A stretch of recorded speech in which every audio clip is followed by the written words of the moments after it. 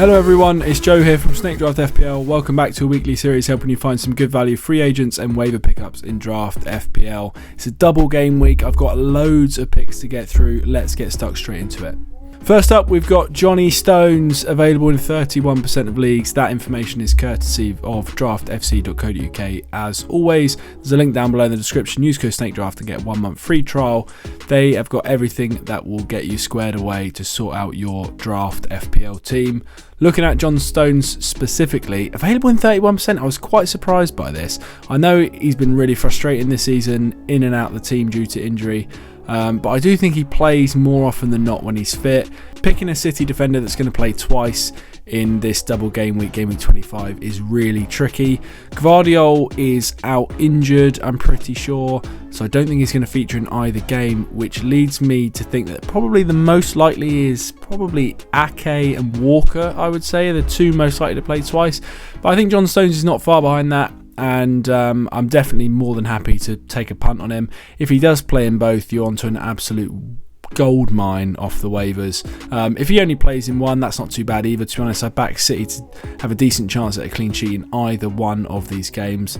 And the fixture in game week 26 is not too bad either. Bournemouth away. They've then got a couple of tough ones and then probably a blank in 29. So it's not, long term might not be ideal depending on how many starts he gets, but I think City are that good that if he's going to be starting the majority of games, which I think he probably will, I think he's a really good pick. Next up, we've got Konsa of Liverpool, available in 88% of leagues. Literally, as I was about to hit record, the kind of news that Trent Alexander-Arnold's going to be injured for the next couple of game weeks until after the Carabao Cup final broke.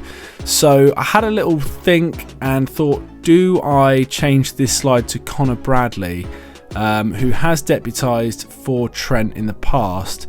But to be honest, I think actually, the more I think about it, it's very, very difficult to pick any Liverpool player that's going to play twice in game week 25 defenders other than Van Dijk. I think Van Dijk is the one that is guaranteed to play both. Other than that, it gets really tricky because that second fixture is obviously only a couple of days before the Carabao Cup final.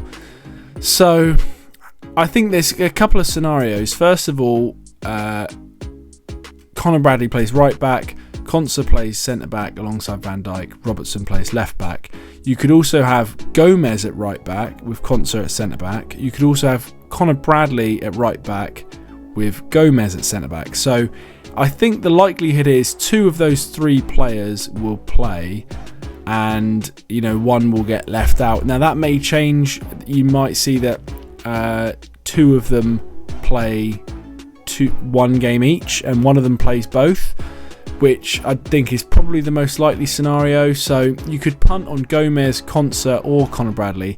I think there's something nagging at me that leads me to believe that Konsa will play both at centre back and Bradley and Gomez will play one right back each. I think that is the scenario that I think is the most likely, but it's very difficult to tell. I just think Konsa's done quite well at centre back, to be honest. So I think 21 years old, he's a player for the future, and why would they not play him when he's been doing well and there's no immediate need to take him out of the team? So that's what I'm thinking. I can completely understand if you think that Connor Bradley is the best pick or Gomez is better as well, but I think I am going to go for Konsa. Next up, we've got Serge Reguilon, available in 88% of leagues. Pretty tricky double game week this. Liverpool at home, City away. Doesn't get much more difficult than that. I wouldn't probably go for any other Brentford defenders this week, and I think I'd maybe even bench any of the ones that I do have because I think they're going to concede a couple of goals in both of these games. The one thing about Reguilon is that he is very attacking. They're probably going to play the back five in both of these games, I would have thought. That's what Brentford normally do against a tougher opposition. So Reguilon's going to be playing at wing back, getting forward quite a lot. I could see attacking returns coming for him, plus the added appearance points and the very, very slim chance they do keep a clean sheet. I think he's probably worth playing. But there aren't too many others, I don't think. The fixtures after this are a little bit ropey. West Ham away is not bad in 26, then Chelsea at home, Arsenal away 27-28 is not ideal, so probably just a 1 week punt for the double game week. And like I said, I don't love it, but I definitely think it's probably worth the risk just to see if you can snag a jammy attacking return. Next up, I tipped him last week, so I won't talk too much. Kiwior available in 97% of leagues still. I personally went for him in, I think, 4 leagues out of 5. So I was pretty happy to see his name on the team sheet and securing the clean sheet. So I felt good about that one. There was a little bit of talk about could it be Tomiyasu instead. He is obviously back from the Asian Cup. But I didn't think he jumped straight in, considering Kiwior's done reasonably well when he's played. So I did think it would be Kiwior, and it was. That doesn't mean it's going to be going forward, though. We don't really have too much of an update on Zinchenko or Tomiyasu. But I think after the performance last week at West Ham, I think he'll probably keep his place for this Burnley game. And that's all we really need, because I think beyond that, Newcastle at home is not the best fixture anyway, and then after that Zinchenko's likely fit, so it's just one more week for me, and I think he probably is going to keep his place after a decent performance. Next up, Mykolenko, only available in 14% of leagues, but I've put him in anyway just because I just wanted to cover that. I think the Everton defence this week is a really, really good shout. Palace at home, Palace ravaged by injury, not a good attacking side, and I think Everton have got a decent chance for a clean sheet. Mykolenko is my favourite of the defenders. There are another couple of options you could go for. Ashley Young's been playing quite high on the right hand side, but his place isn't really confirmed because it's quite it makes sense to me that Onana could come back from injury, Jack Harrison could go back out onto the right hand side, and Ashley Young loses his place. So that's a bit of a dodgy one. The other man I would go for if Mykolenko's not available, and he is only available in 14% of leagues, is Jared Branthwaite, available in 52% of leagues. Palace at home in this game week 25, and West Ham at home in game week 27. 2 really backable clean sheet fixtures in the next 4, and I'd be happy to bench in 26 and 28. If he comes off the bench, it's not the end of the world. Both of those games aren't ideal, but they're not horrendous. So I think he is a very good pick for game week 25 and 27. A couple of good fixtures coming up for Everton, and I think their defence is quite underrated actually. I think it's pretty good. So Branthwaite or Mykolenko would be the 2 I would go for. On to midfielders then. First up, we've got Leandro Trossard, available. That's not right. Ignore that in the top left-hand corner. He's not available in 97% of leagues. He's available in 40% of leagues, but I can't be bothered to go back and change the graphics, so we're just going to roll with it. Available in 40% of leagues, and not guaranteed to start every week. We've seen a bit of rotation amongst the Arsenal front line, but I think he's pretty much guaranteed to get minutes every week. When he starts, he normally gets 70 odd. When he doesn't start, he normally gets 25. So not a bad option. Coming on against tired legs is something that Trossard's pretty good at, to be honest. So I think there's no danger really if he is benched. It's not the end of the world, and the fixtures are pretty great. Burnley away this week, Newcastle at home, Sheffield United away, Brentford at home. 4 great fixtures from an attacking perspective. Newcastle's defensive data is awful, so is Burnley's, so is Sheffield United's, and lately so is Brentford's. So 4 games coming up that I expect goals from the Arsenal boys, and Trossard with his decent availability, 40%, not 97%, will do quite well in that, I would have thought. So definitely someone I've got my eye on. Next up, I know I mentioned him last week, I think, or the week before maybe, but just to go back in, available in 43% of leagues, 2 double game weeks coming up for Luton. Defence is terrible, but their attack is actually really good. I think 6th in the league over the last 6, something like that. Which is pretty impressive really, and with the fixtures they got coming up, I think he's definitely worth a punt here. Liverpool away and United at home in 25 is not ideal, but I definitely think they could get goals in both of those games. Then there's a blank in 26, Villa at home in 27, and then Palace away, Bournemouth at home, which is pretty nice in 28. Is that right? I'm having a stinker here. It's Palace away, Bournemouth away.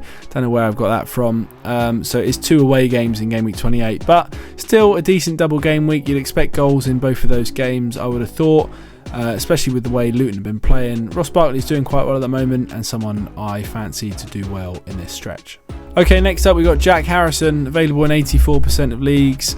As I mentioned earlier, the fixtures are pretty strong for Everton. Palace at home, Brighton away, West Ham at home, United away. And I do think Jack Harrison's been playing pretty well lately. I think Everton as a whole have been quite unlucky. They've just not quite been finishing the chances they've been creating. The data is really good, sometimes a little bit misleading, but I think that over this period of good fixtures that they've got coming up, they could do quite well, and Jack Harrison's the one I would probably go for.